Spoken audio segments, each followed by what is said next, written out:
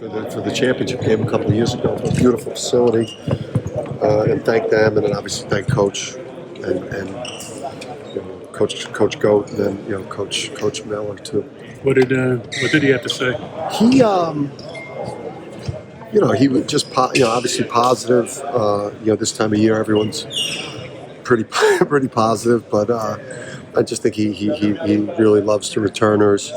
Obviously, the returning big three, with Tristan and AK and Donovan, and then obviously the addition of Cam and what Sam looks like, Samson, and and then the potential of the freshman class, and then some of those other veteran pieces. So it looks good. What'd you get out of today, you think?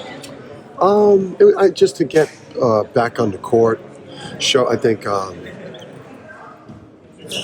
I'd say exhibit just how hard we've been working. I mean, that was these guys were able to play 3 10-minute quarters. They looked like they were in shape. They looked like they were organized. Obviously, it wasn't necessarily the last time we played level of play, but I thought we showed, that we looked like we got 2 centers again that could be really good and potential to be a really good team. Dan, how valuable is it to squeeze every second out of every minute of every 10 practices this summer? Yeah, I mean it's a lot of work, and if you're not, we squeeze every second that the NCAA allows us to use, and we wish we had more time because we love the work. We're all about the work. The work has put us in this position to be winners. So and then it just felt good to get out and do something for our fans. We got the best fans, so it's just great to do something good for our fans when they can see us in the summer. The timing of this practice, though, important, especially with all the new guys that you kind of blend in. So can you touch on that a little bit? It was good to get some butterflies and get the butterflies experienced and play in front of fans, and kind of for the young guys to get one under their belt, and really just this was a little bit of an introduction to college basketball and to our fan base of what we're putting on the court this year. So it's good to get out here. Kind of the curtain's gone up, minus not having Jalen today. This would potentially be the team unless we use the last scholarship. Did you pull muscle with him that basically he's just temporary? Yeah, just the groin and and just the Seattle school system there didn't do us any favors. Just not getting him out. Graduated in time for summer one. They really worked against us. So, so he comes in late when we're working at a very high rate, gets a soft tissue injury, and now, he misses some valuable time. But he's a very instinctual player.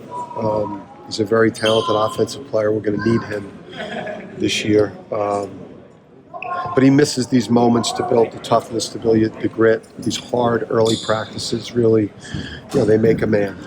Cam looks like he's just what you needed. The equipment's in pretty well. Yeah, Cam, and just you could see with the big three, returning another big three, and then to add that piece with Tristan, so that you have those 2 guys that can, that can light it up. And Tristan now is going to have that space to play because he's got another veteran with him, there to create opportunities for him, to create space for Tristan.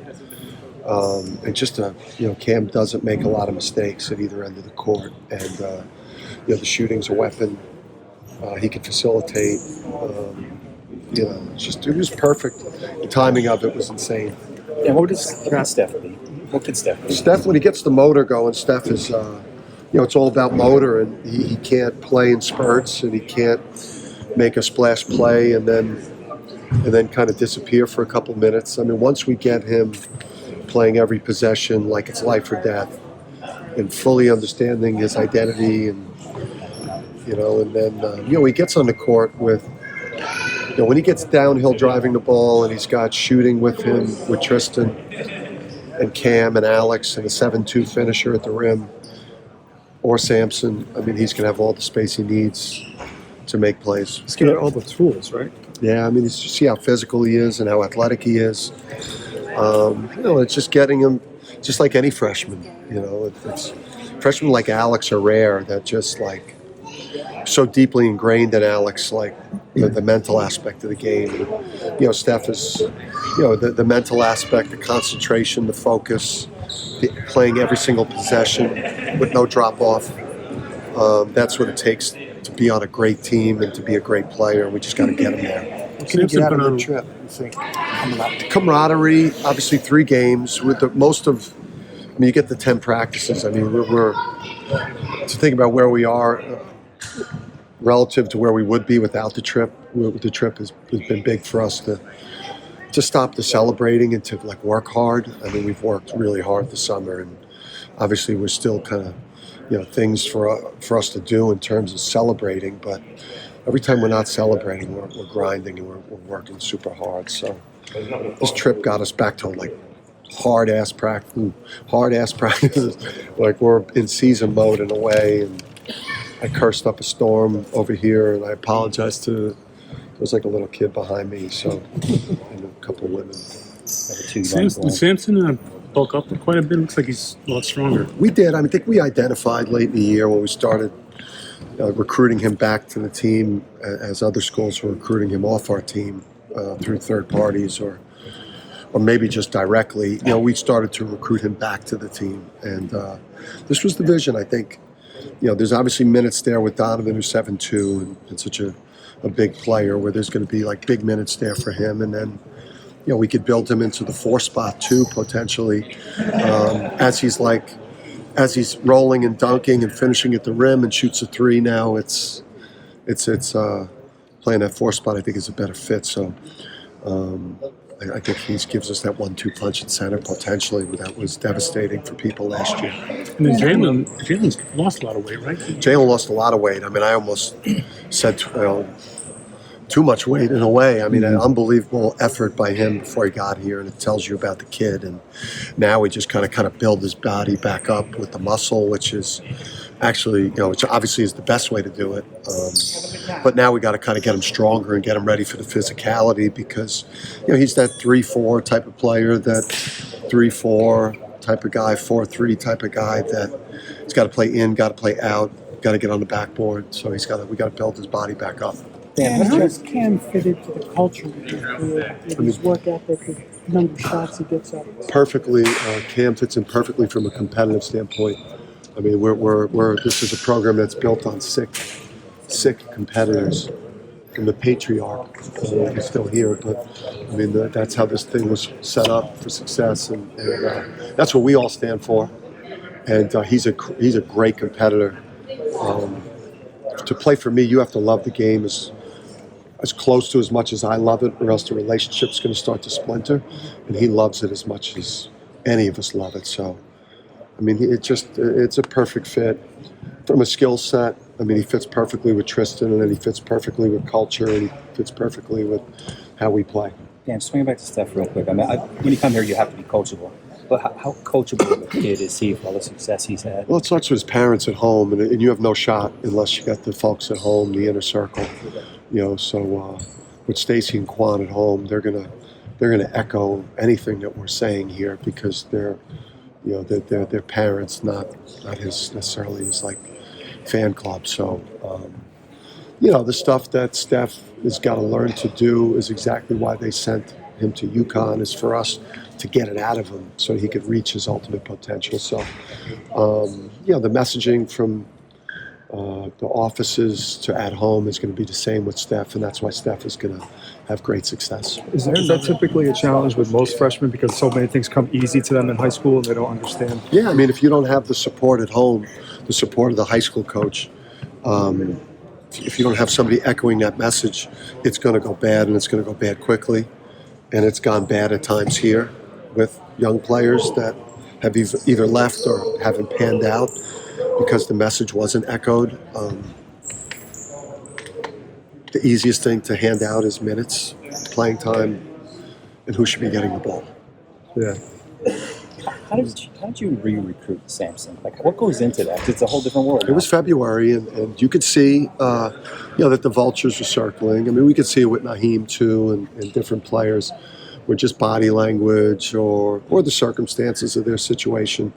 And then you hear the rumblings of the schools that are talking to the different players. So, I mean, at that point, you could choose to ignore it, and and deal with it when the season's over, or you could be proactive. And with Samson, we started to have meetings after film sessions, and saying that you'd be making a big mistake if you leave, and calling his AAU coach and reaching out to the people at home. It was truly a please stay. Minutes are going to open up in the front court. Adama's going to leave. Andre's played some 4. There's going to be a chance for you. If you're good enough, stay. If you're not good enough, run. And he chose to stay.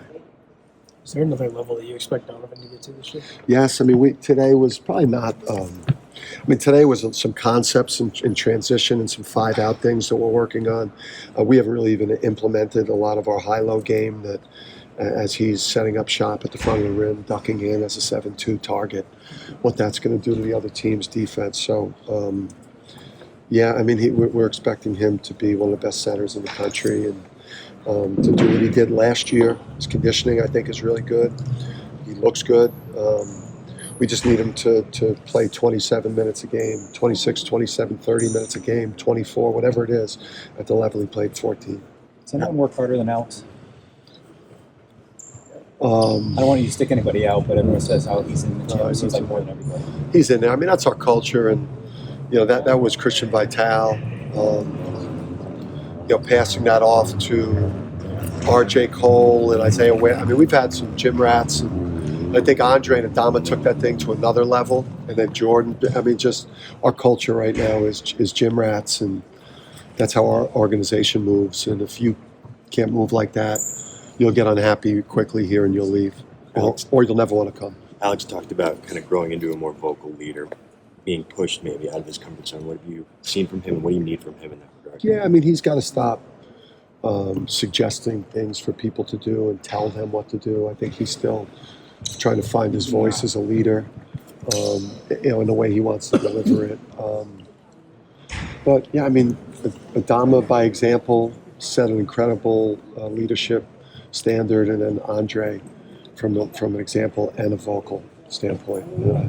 Andre just knew when to get on his teammates and when to uplift his teammates, and when to take the guys to hibachi, and when to just scream at guys and let it. I mean, just there's an art to it. And him and Tristan and Donovan, and then eventually Cam are going to have to figure that out. They got to lead this team.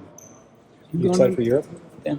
I'm excited, just the bonding aspect of it. I'm a homebody. If I'm gone from Connecticut long, I don't love long trips unless it's happening in March or April. I love some of those extended stays in Vegas and Houston. I'll stay forever.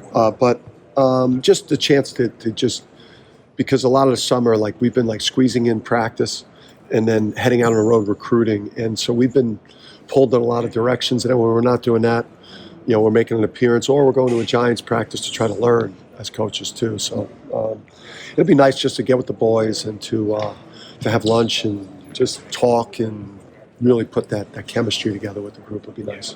And sightsee. Have you talked with Coach Calhoun about what those trips are like? I've been on them. I was on them at Rhode Island. I'm just going there just to be.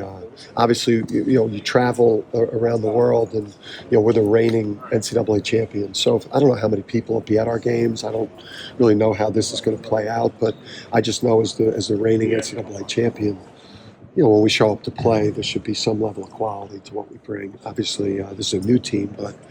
And then I just want to make the trip enjoyable for everybody, because I'm an intense personality, so I've got to find a way when I get on that long flight to dial it back so it's an enjoyable experience for everybody. Phil Shardis in particular, making his last ride for Phil off into the sunset. Will he make it back? That's the question. I don't know. He could end up in a bullfight and we lose him at a bullfight or something. He's drinking a sangria. I don't know. Then Phil disappears. And how will you run those games? Will you just try to play as many people as you can in different combinations? Yeah, I think so. I think definitely. I think we're still kind of trying to figure out that part of it. Do we sit a player or two per game and just try to get guys? It's definitely going to be a spread out the minutes type of situation, and kind of just. I think it's definitely a bonding trip, and then when it's time to play, we got to be ready to play.